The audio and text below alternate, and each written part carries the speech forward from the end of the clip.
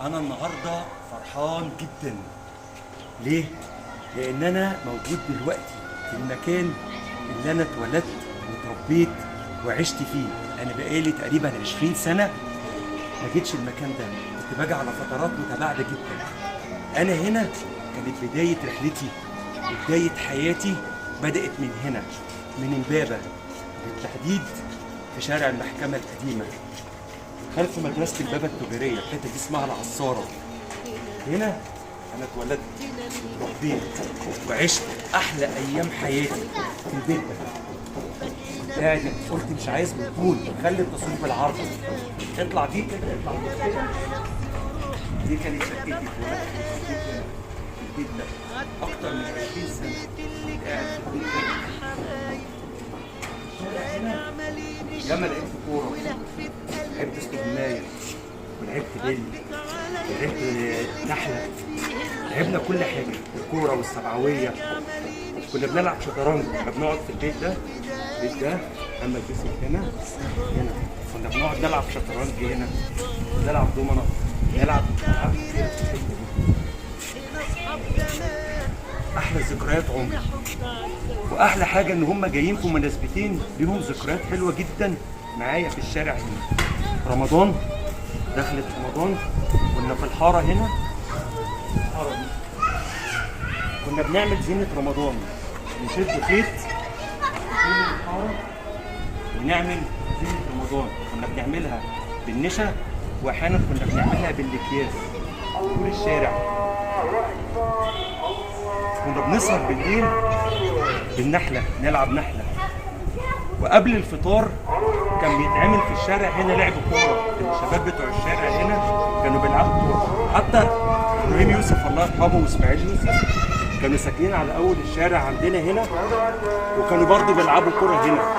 كان كل يوم قبل الفطار يفضوا الشارع من العربيات ويحطوا عرش هنا ويلعبوا الكرة الشراب. في ناس بتوع زمان عارفين الكرة الشراب، ما كانش فيه بقى النت وما كانش فيه الموبايلات وما كانش فيه الكلام ده كله. كنا بنلعب عجل، كنا بنفضل نسهر طول الليل، كل واحد نازل بالفلوس بتاعه.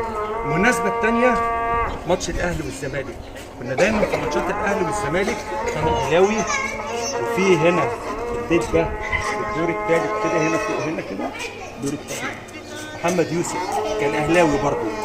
في الدور الخامس هناك بقى الدور الخامس هنا، تعالى دي الدور الخامس هنا احمد سعد كان زملكاوي، الوحيد اللي كان زملكاوي في الشارع. كلنا اهلاويه وهو الوحيد اللي زملكاوي. كنا بعد بين الشوطين وماتش الاهلي والزمالك وبعد الماتش كنا بنقعد نطلع لبعض ونحفل على بعض. مفيش التحفيل بقى بتاع زمان، كان بتاع الفيس. كان احمد سعد طبعا في الغالب لما كان بيتغلب ما كانش بيظهر ولا كان بيطلع ولا الكلام ده كله. حاضر يا امي اخلص، طيب يا امي حاضر اخلص، طيب وقف. برضو من ضمن الذكريات كانت مدرسه الإمبابة التجاريه دي، كان المبنى بتاعها كان لازق في العماره بتاعتنا، كان لازق في البيت بتاعنا، ما كانش كده. كنت دايما برضو باجي واطلع اطير طياره من فوق سطح المدرسه، اطير طيارات اللي هي الطياره الورق، كنت بطلع اطير طيارات ورق. احنا وقفنا عند ماتش الاهلي والزمالك، كنا دايما بنحفل على احمد سعد طبعا، وهو موجود عندي على الفيس ولازم افرجه الفيديو دوت. ما كانش بيطلع بقى، معظم الوقت كان بيستخبى، وان شاء الله باذن الله ماتش الكاس اللي جاي يستخبى. الفتحه اللي هناك الصغيره دي اسمها فتحه الشرق، بتبقى معروفه في إمبابة. فتحه الشرق فتحه صغيره كده بتوديك على عالم تاني بقى، كل المحلات وقهاوي وكل حاجه تعدي الفتحه دي توديك على عالم تاني. بجد انا فرحان جدا ان انا موجود هنا، فرحان جدا ان بعد سنين طويله لسه موجود. انا لما مشيت من هنا والله العظيم كنت بعيط بالدموع. المكان مش بفخامته، مش بثمنه، مش بقيمته المعنويه. أمنية حياتي إن أنا البيت ده آخده وأبنيه من أول وجديد نقعد فيه، أعيد تاني الأيام اللي أنا اتولدت فيها. مفيش بيت في الشارع هنا إلا لما ليا فيه ذكرى وكلت فيه عيش وملح. كنا دايما باستمرار أيام زمان كنا نتبادل الزيارات على طول، جيران هنا مع بعض كلنا كنا عيله واحده. دايما كنا بنيجي نقعد مع بعض من وقت للتاني. مفيش بيت هنا يبقى لنا ذكرى فيه وكلت فيه مع اهله عيش وملح، ونفس القصه برضه اهله كانوا معانا عيش وملح وقعدوا معانا. احساس جميل ان الواحد يرجع تاني مره ثانيه للمكان اللي اتولد واتربى فيه. ان شاء الله باذن الله برضه كل فتره والتانيه هاجي، ما اقدرش استغنى عن المكان ده. اكمل بقيه الفيديو بحاجات تانيه من الذكريات بتاعتي. شغال هنا كده، ده اول الشارع بتاعي اهو، البيت بتاعنا هناك. الجراج ده الحضانه بتاعتي. اول يوم ماما جت توديني الحضانه في الشارع هنا، سبت ايديها وجريت. تعالى كده عشان سبت ايديها وجريت وما رحتش بيها الحضانه. تاني يوم رحت بالضرب وقعدت اعيط. المكان الفاضي ده كانت الحضانه بتاعتي. مدرستي بتاعت ابتدائي دي مدرسه بتاعتي من ابي وقاص. المدرسه بتاعتي بتاعت ابتدائي اول دفعه اتطبق عليها ان 5 و6 يبقوا 5 بس، وبالتالي سنه 6 كانت الدفعه بتاعتي الدفعه اللي شرطه الجمهور اللي هي بتاعتي. طبعا المدخل بتاعها دلوقتي حاليا من هنا، لما هي اصلا المدخل بتاعها اللي احنا كنا بندخل منه. تعالى يا ابني.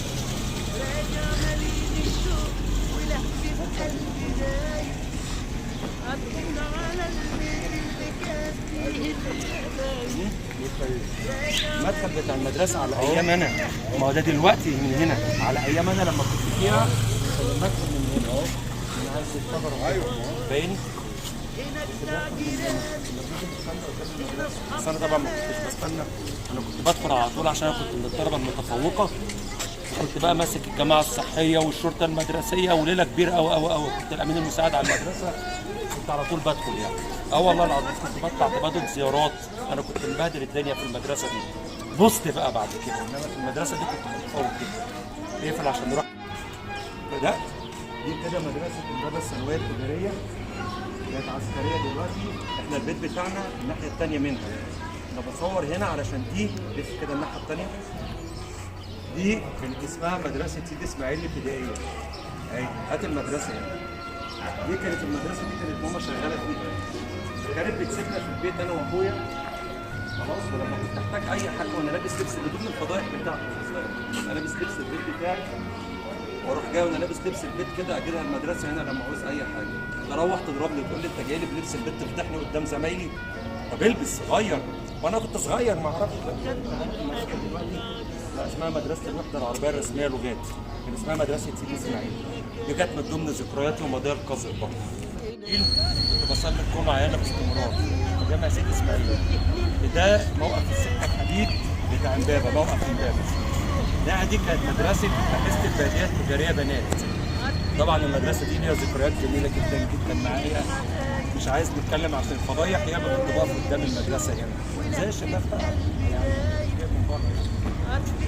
بقف هنا قدام المدرسه عشان المدرسه دي عشان اكل عيش. يلا نقفل بقى. دي انا ما اعرفش نطيت من الابتدائيه للثانويه على طول ليه؟ نسيت خالص مدرستي اللي انا كنت موجود فيها. مدرستي الابتدائيه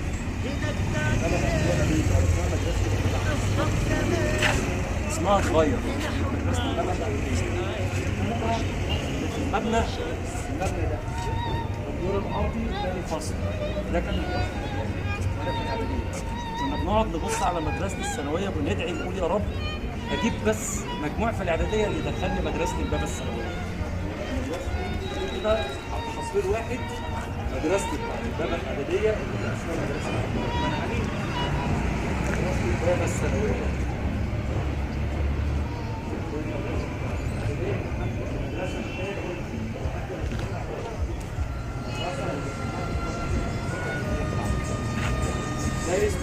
ده اسمه على منصة دلوقتي شارع المدارس.